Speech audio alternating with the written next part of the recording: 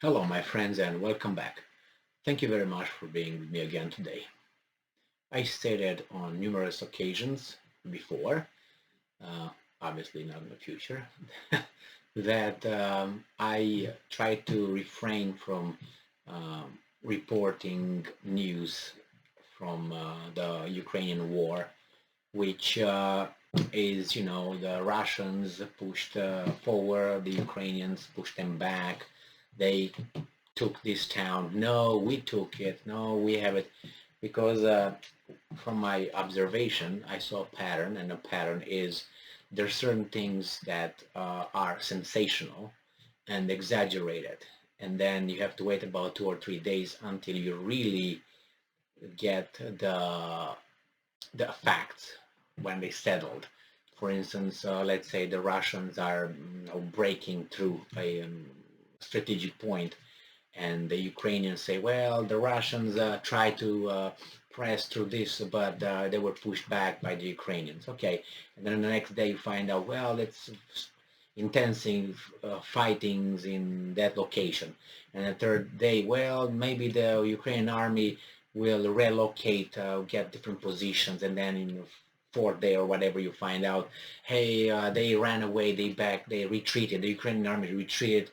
Okay, and then the next day you find out that the Russians took that city already, and they're pushing the Ukrainian back. So all this in 4 or 5 days, when that actually happened in one day, the first day.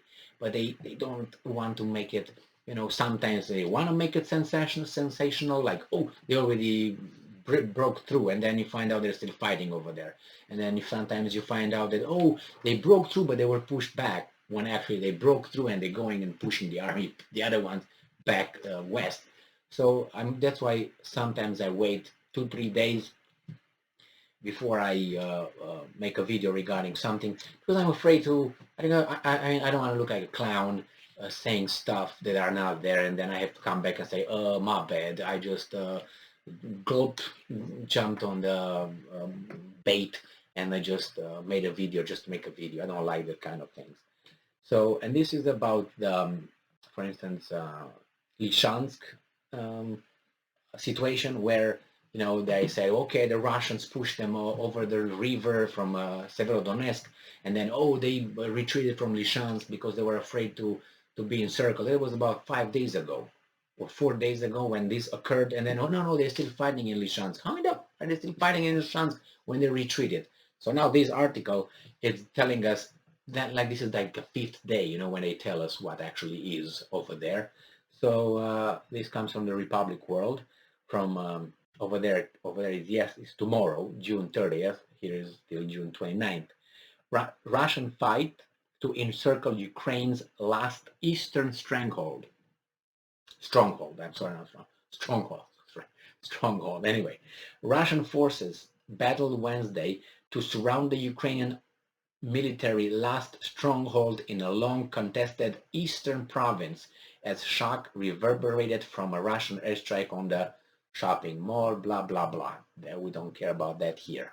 That was another video, other videos actually. Russian forces battled Wednesday. All right. So Moscow's battle the entire Donbas region from Ukraine saw Russian forces pushing towards two villages south of Lysychansk, while Ukrainian troops fought to prevent their encirclement. Okay, this was about 3 days ago, but they are right now is tomorrow morning over there. Today, Britain's defense minister said Russian forces were making incremental advances. They did this since the beginning of the war in their offensive to capture Lysychansk, the last city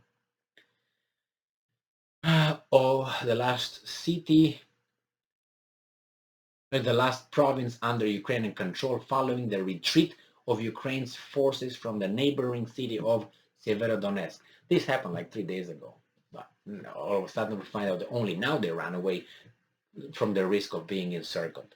Russian troops and their separatist allies control 95% of Luhansk and about half of Donetsk, the two provinces that make up the mostly Russian-speaking Donbas. So the latest assessment by the Institute of Study of War, a Washington-based think tank, said that Ukrainians were likely in a fighting withdrawal to seek more defensible positions while draining the Russian forces of manpower and resources.